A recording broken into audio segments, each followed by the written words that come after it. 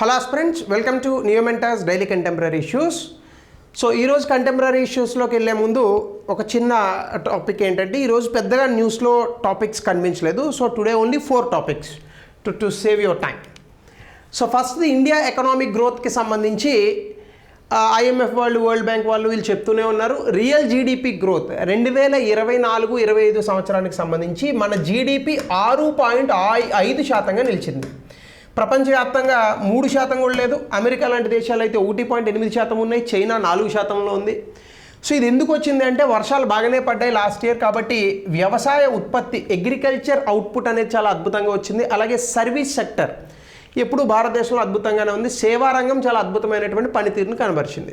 అలాగే industrial activity అంటే ముఖ్యంగా ఈ పరిశ్రమల నుంచి వచ్చేటటువంటి output, the very industrial output ఏదైతే ఉందో ఎప్పుడు లాగానే ఉంది, పెరగలేదు, తగ్గలేదు, కొంత అన్ఈవెన్గా కూడా ఉంది.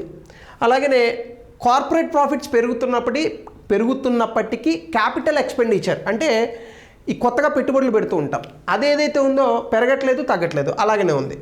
అయితే మనకు కొన్ని సవాళ్ళు కూడా ఉన్నాయి. అదేంటంటే ప్రైవేట్ క్యాపిటల్ ఎక్స్పెండిచర్ ఎప్పుడు పెరగాలి, ఏ దేశమైనా కూడా అద్భుతమైన జీడిపిసి సాధించాలంటే. అలాగే అర్బన్ కన్జంప్షన్ రూరల్ ఏరియాస్లో బాగానే ఉంది, కానీ అర్బన్ ఏరియాస్లో కోవిడ్-19 తర్వాత రూరల్ ఏరియాస్లో పెరిగినంత కన్జంప్షన్ పెరగట్లేదు.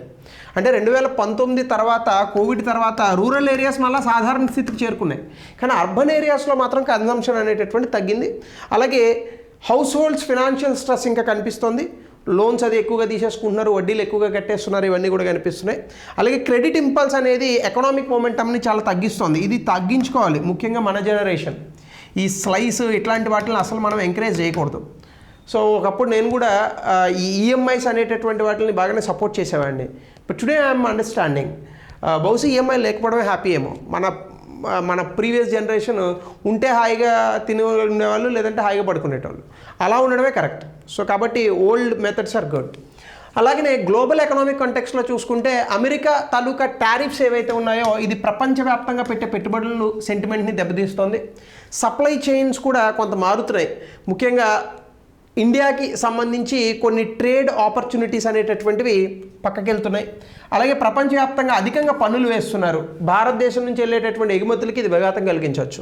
సో దీనికి సంబంధించి గవర్నమెంట్ రిఫార్మ్స్ ఏ కారణంగా మనకి జీడిపి వచ్చిందంటే అద్భుతంగా జిఎస్టీ పనిచేస్తుంది. ఐబీసీ కోడ్ కూడా, ఇన్సాల్వెన్సీ అండ్ బ్యాంక్రప్సీ అంటే కంపెనీ దివాలా చట్టం, అది కూడా బాగానే పనిచేస్తుంది.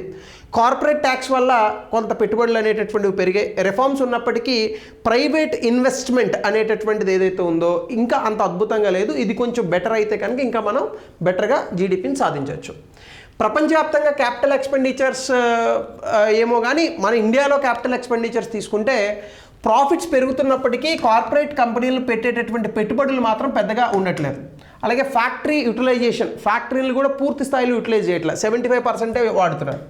అలాగే ఫిక్స్డ్ క్యాపిటల్ ఫార్మేషన్ అంటే ఒక సంవత్సరానికి ఎంత పెట్టుబడి వస్తుంది అనేది కనుక మీరు చూస్తే జీడిపిలో 2014 నుంచి కూడా 25% ఉంటుంది. సాధారణంగా ప్రపంచ దేశాల్లో 50% ఉంటాయి.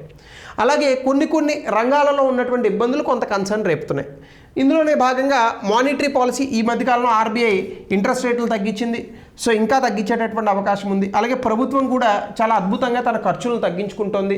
సో దీనివల్ల fiscal policy and monetary policy చాలా అద్భుతంగా పనిచేస్తున్నాయి. సో దీనివల్ల మనకి 6.5% జీడిపి వచ్చింది. This will be continued in this year also, ఈ ఫైనాన్షియల్ ఇయర్. రెండవ topic, Kerala without afforestation program అంటే మొక్కలు నాటేటటువంటి కార్యక్రమం. సో బేసికల్గా ఈ వితౌట్ అంటే ఏంటంటే సీడ్ షవర్, అంటే ఇవి డ్రోన్ల సహాయంతో వీటితో విత్తనాలు వేస్తారు, చెట్లు మొలుస్తాయి. సో దీనివల్ల విపరీతంగా మనం చెట్లను పెంచేటటువంటి అవకాశం దొరుకుతుంది. ఇది June 5 వరల్డ్ ఎన్వైర్న్మెంట్ డే రోజున ఈ యొక్క స్కీమ్ను ప్రారంభించింది కేరళ ప్రభుత్వం. ఎకలాజికల్ బ్యాలెన్స్, ఇటీవల కాలంలో కేరళలో చాలా వరకు కూడా అటవీ నిర్మూలన అంటే డిఫారెస్టేషన్ అంటాం కదా, అది చాలా ఎక్కువగా జరిగిందట. సో దీన్ని రీస్టోర్ చేయాలి. అలాగే హ్యూమన్ వైల్డ్ లైఫ్ కాన్ఫ్లిక్ట్స్ అంటే ఈ హ్యూమన్స్ అలాగే ఈ ఏనుగులు చంపేస్తుంటాయి మనుషుల్ని, లేదా పులులు చంపేస్తుంటాయి, ఇవి తగ్గించాలి. అలాగే కమ్యూనిటీస్ని అటవీ సంరక్షణలో భాగస్వాములు చేయాలి. సో దీనికోసం ఏరియల్ సీడ్ డిస్ట్రిబ్యూషన్ దాన్ని తీసుకొచ్చారంటే డ్రోన్లు, హెలికాప్టర్ల సహాయంతో కొన్ని ప్రాంతాల్లో, ముఖ్యంగా అటవీ ప్రాంతాల్లో విత్తనాలను జారవిడ్చారు. సో దానివల్ల మొక్కలు మొలుస్తాయి. అలాగే ముఖ్యంగా అక్కడే వచ్చేటటువంటి ఇండిజినస్ ప్లాంట్ సీడ్స్ని ఎక్కువగా ప్రమోట్ చేశారు, అంటే కేరళలోనే ఉండేటటువంటి మొక్కలు. అలాగే ఫ్యూచర్లో ఇంకా ఏవైతే కొన్ని స్పీషీస్ అంటే అక్కడే ఉండి అవి ఇప్పటికి అంతరించిపోయి ఉంటాయి మొక్కజాతులు కూడా, వీటిని కూడా పెంచాలనేటటువంటి ఆలోచన ఉంది. సో కమ్యూనిటీ పార్టిసిపేషన్లో స్టూడెంట్స్ని పబ్లిక్ని పార్ట్ చేస్తున్నారు, అలాగే విత్తనాలు కలెక్ట్ చేస్తున్నారు, దీన్ని మానిటర్ చేస్తున్నారు, దీనికి అవగాహన సదస్సులు చేస్తున్నారు. మొత్తం ఫారెస్ట్ ఏదైతే ఉందో ఈ ఫారెస్ట్ని పబ్లిక్ ఓనర్షిప్గా తీసుకోవాలి, అటవీ సంరక్షణ అంటే మన బాధ్యత అని ప్రజలు అనుకునేటటువంటి విధంగా ఈ యొక్క అంశాన్ని తీసుకెళ్తున్నారు. దీనివల్ల ఖచ్చితంగా బయోడైవర్సిటీ అటవీ ప్రాంతాల్లో ఈ వైవిధ్యం అనేటటువంటిది వస్తుంది. దానివల్ల మైక్రో క్లైమేట్ జోన్స్ ఒక్కొక్క ప్రాంతంలో చల్లగా ఉండడం ఇలా చాలా అద్భుతంగా క్రియేట్ అవుతాయి. అలాగే వాటర్ సెక్యూరిటీ, ముఖ్యంగా సాయిల్లోకి వాటర్ పీల్చుకోవాలి అంటే మొక్కలు ఎక్కువగా ఉండాలి, ఆ రూట్స్ నుంచే వెళ్తుంది. అలాగే దీంతో పాటుగా wild life and human, wild fruits and NTFP అని ఒకటి ఉంది మనకి. ఏంటంటే వైల్డ్ లైఫ్ అనేది అద్భుతంగా ఉంటే మనుషులకి జంతువులకి కూడా మొక్కలు అద్భుతంగా ఉంటే ఫుడ్ దొరుకుతుంది, సో అది పెరుగుతుంది. దాంతోపాటు ఈ ఇటీవల కాలంలో కేరళలో కొండ చర్యలు విరిగిపడడం ఇట్లాంటివి ఉన్నాయి, ఇవన్నీ తగ్గుతాయి, natural disasters.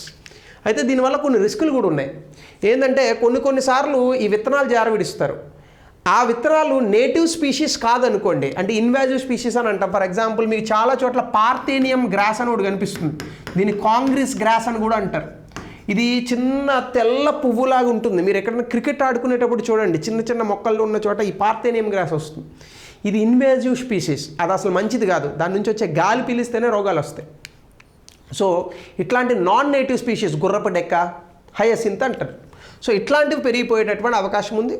So whether and soil కండిషన్స్ని ఈ సీడ్ బాల్స్ అనేటటువంటివి ఏవైతే ఉన్నాయో ఇప్పుడు వీళ్ళు జారవిడిస్తున్నారో విత్తనాలు, అవి వర్షాలు పడాలి, విత్తనం వేసేస్తే మొక్క రాదు, నీళ్ళు పోయాలి దానికి. సో వర్షాలు అవి పడి క్లియర్గా ఉంటేనే ఇది సక్సెస్ అవుతుంది.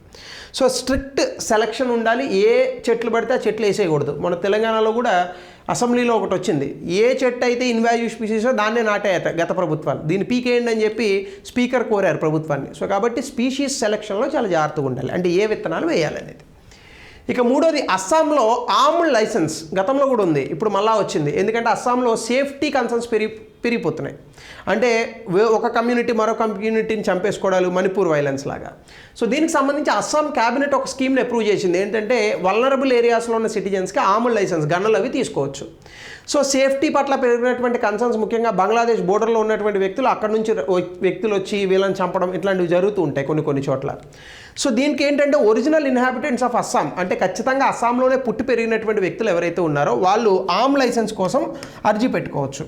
ఇది ఎందుకంటే ఇండిజినస్ కమ్యూనిటీస్, అంటే మన దేశంలోనే పుట్టి పెరిగి ఆ ప్రాంతాల్లోనే పెరుగుతున్నటువంటి కమ్యూనిటీస్ వేరొక వ్యక్తులు వచ్చి మనల్ని చంపకుండా వీళ్ళంతటా వీళ్ళ జీవితాలను కాపాడుకునేందుకు గాను ఈ స్కీమ్ని తీసుకొచ్చారు. అంటే కొన్ని సందర్భాల్లో పోలీసులు రావడం ఇది కొంచెం ఇబ్బంది అవ్వచ్చు. సో కాబట్టి ఆమ్డ్ లైసెన్స్ ఇస్తే వీళ్ళే గన్స్తో వాళ్ళు ప్రొటెక్ట్ చేసుకునేటటువంటి అవకాశం ఉంటుంది. సో దీనికి ఎలిజిబిలిటీ క్రైటీరియా అస్సాంలోనే పుట్టి పెరిగి ఉండాలి, రెసిడెన్స్ ఆఫ్ నోటిఫైడ్ వల్నరబుల్, అంటే ఎవరైతే వల్నరబుల్ సెక్షన్స్ ఆఫ్ పీపుల్ ఉన్నారో వాళ్ళే అయి ఉండాలి. గవర్నమెంట్ కూడా ఒక లీనియన్ ప్రాసెసింగ్ అప్రోచ్ తీసుకుంటుంది, అంటే ఈ లైసెన్స్ అప్రూవల్స్ని చాలా ఫాస్ట్గా ఇచ్చి వీళ్ళకి గన్స్ ఇచ్చేటటువంటి ప్రయత్నం చేస్తారు.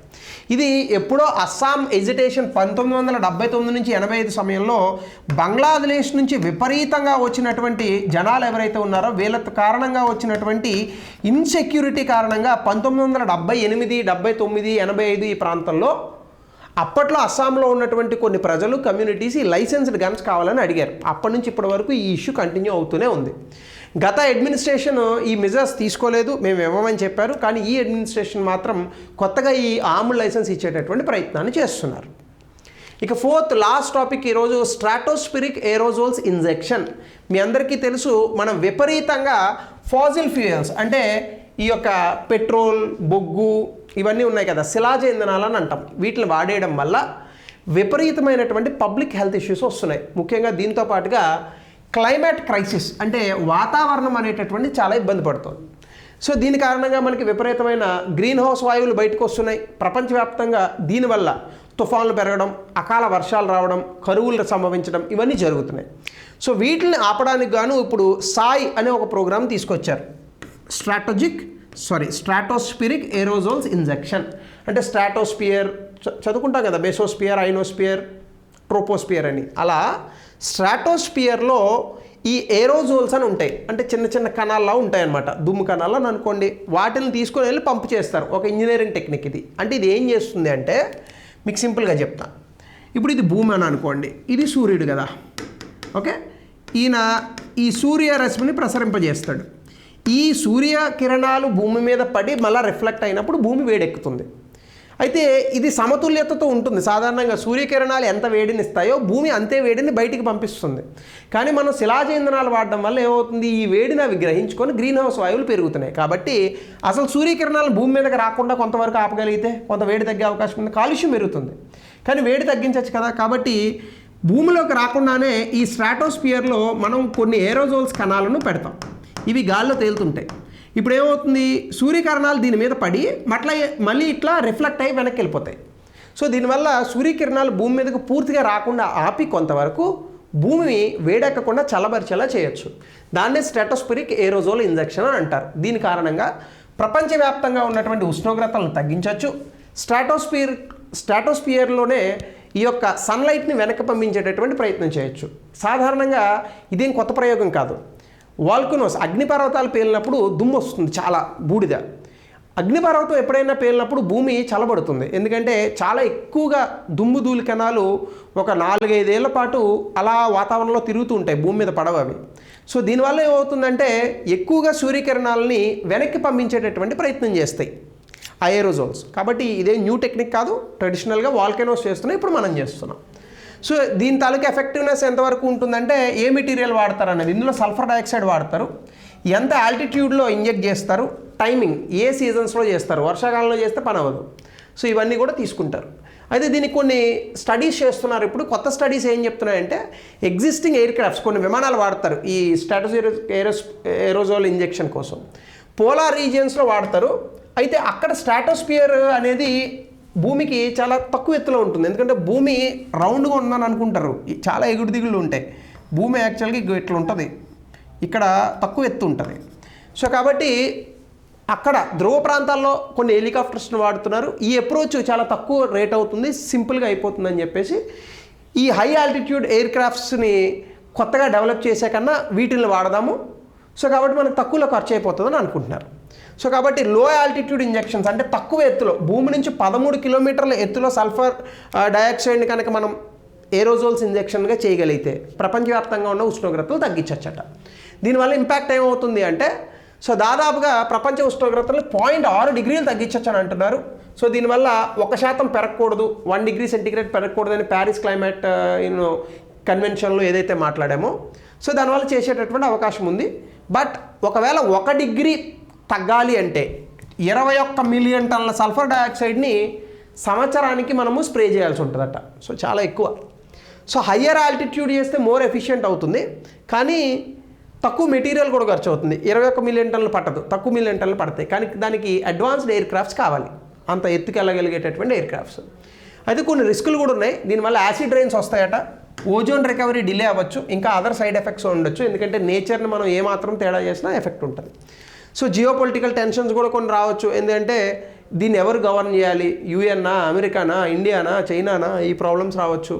సో అలాగే ఎమిషన్స్ రిడక్షన్, దీనివల్ల వాళ్ళు ఆల్రెడీ ఏరోజోల్స్ చేసి భూమిని చల్లబరుస్తున్నారు కదా, మనం ఇంకా బొగ్గును వాడి వాతావరణాన్ని కంపు చేద్దామని అనుకునే మనుషులు కూడా ఉంటారు. సో ఇవి important topics from the today's news paper and PIB. So thank you, will meet tomorrow.